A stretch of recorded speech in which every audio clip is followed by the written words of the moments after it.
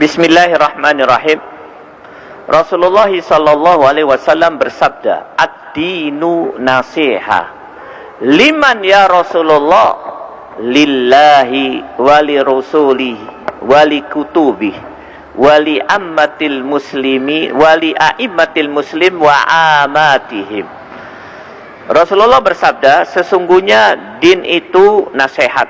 Sahabat bertanya, nasihat untuk siapa? Untuk Allah, maksudnya kita mentaati Allah. Untuk Rasul, maksudnya kita mengikuti sunnah Rasul. Untuk kitab, maksudnya kita mengikuti kitab, dalam hal ini Al-Quran. Dan untuk pemimpin-pemimpin dan rakyat. Ikhwan fillah rahimakumullah. Dari hadis ini kita bisa mengambil satu kesimpulan, bahwa ciri utama seorang muslim selalu memberikan nasihat. Tidak terkunci mulutnya, tidak membisu untuk memberikan nasihat. Dan ciri yang kedua, telinganya tidak merah apabila mendengar nasihat. Ya, nasihat itu harus berputar di sekeliling kaum muslimin. Oleh karena itu, pada kesempatan ini saya akan memberikan nasihat. Mudah-mudahan dengan nasihat ini memberikan manfaat bagi diri saya dan siapa saja yang mendengar. Ya. Kekuasaan yang dibangun oleh manusia dimanapun dia berada, apabila melakukan 4 hal. Yang pertama, pendoliman terhadap rakyat, dimana karena kekuasaannya rakyat tidak bisa mendapatkan bagian yang layak, baik itu pangan, sandang, papan, jaminan pendidikan maupun jaminan kesehatan. Ya. Yang kedua, apabila kekuasaan tersebut para aparaturnya, para pegawainya memupuk kekayaan untuk kepentingan pribadi dan membiarkan rakyat berada dalam kemiskinan.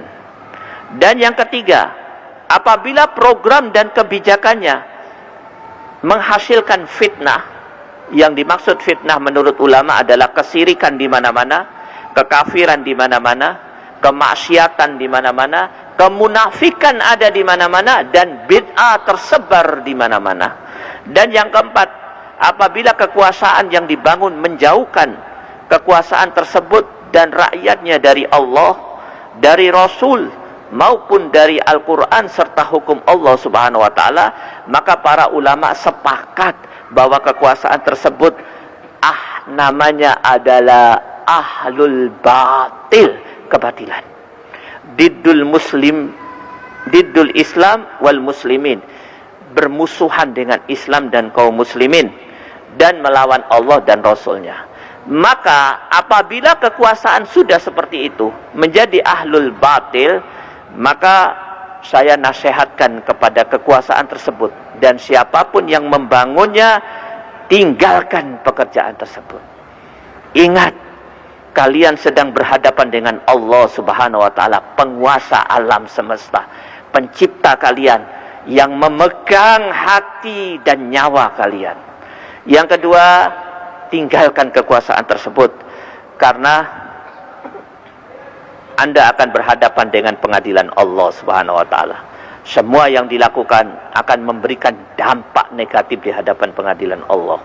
Dan yang terakhir saya ingatkan, kehidupan yang sebenarnya adalah di akhirat. Dunia hanya sementara.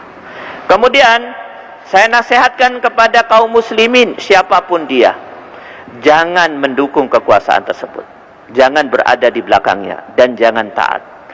Kenapa? Karena apabila itu dilakukan, dia akan berada dalam keadaan yang paling menyusahkan di dunia dan di akhirat. Allah subhanahu wa ta'ala berfirman di dalam surat An-Nisa ayat 138 dan 139, Basyiril munafiqin bi anna lahum adaban aliman alladzina yattaqidunal kafirina awliya'a min dunil mu'minin.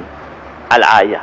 Ayat ini menjelaskan bahwa orang yang mestinya mukmin oleh Allah dijadikan munafik, yang mestinya berada di puncak derajat yang paling tinggi, menjadi berada di pada derajat yang paling rendah. Yang mestinya disediakan oleh Allah jannah, puncak kenikmatan, digantikan oleh Allah dengan neraka, puncak kesengsaraan. Apa sebabnya? Karena dia melakukan satu hal, yaitu berada pada posisi yang salah, berada pada mauqif yang salah. Dia berada di belakang orang kafir, di belakang kekuasaan yang dibangun oleh orang kafir, di belakang kekuasaan yang menjalankan program orang kafir, dan di belakang kekuasaan yang mengkafiri nikmat-nikmat Allah, yaitu kekuasaan yang melakukan pendoliman, kekuasaan yang aparaturnya membangun kekayaan untuk kepentingan pribadi, yaitu kekuasaan yang melakukan program-program yang melahirkan fitnah, dan yang terakhir menjauhkan dari Allah, menjauhkan diri dari Allah, Rasul, dan hukum Allah Subhanahu wa ta'ala. Ingat, walaupun sholat, puasa, zakat, haji, tapi kalau posisi kita salah, bisa menjadi munafik. Oleh karena itu, muslim yang cerdas, dia harus tahu kemana dia harus ikut, dan tidak ada yang harus dia ikuti yang paling tepat kecuali membawa kepada mendapatkan ridha Allah Subhanahu wa ta'ala. Kemudian yang terakhir, siapapun yang ingin membangun kekuasaan, diinginkan kekuasaan itu menjadi kekuatan yang akan melakukan perubahan menuju kepada kebaikan. Saya nasihatkan, kalian tidak akan pernah bisa membawa kepada kebaikan kecuali kalian menjadi ahlul haq. Apa ciri ahlul haq? Cirinya dua. Kekuasaan tersebut dibangun di atas dua pilar. Pilar yang pertama, itaatullah wa itaatur rasul. Kekuasaan yang dibangun dalam rangka untuk mengajak rakyatnya untuk taat kepada Allah dan Rasulnya. Harga mati, tidak boleh ditawar. Dan kekuasaan yang dibangun, segala program dan kebijakannya dibangun di atas pilar, yaitu iqamatuddin, menegakkan hukum Allah Subhanahu wa ta'ala. Ikhwanu fiddin rahimakumullah, kaum muslimin yang dirahmati Allah, inilah yang bisa saya berikan. Mudah-mudahan ini nasihat ini memberikan manfaat buat saya, buat kaum muslimin. Ya Allah, sudah saya sampaikan. Ya Allah, saksikanlah, sudah kami sampaikan. Ya Allah, saksikanlah, sudah kami sampaikan. Kami siap menghadapi resiko apapun, dan tidak ada resiko yang paling baik kecuali kematian yang Engkau ridhoi, ya Allah. Wassalamualaikum warahmatullahi wabarakatuh.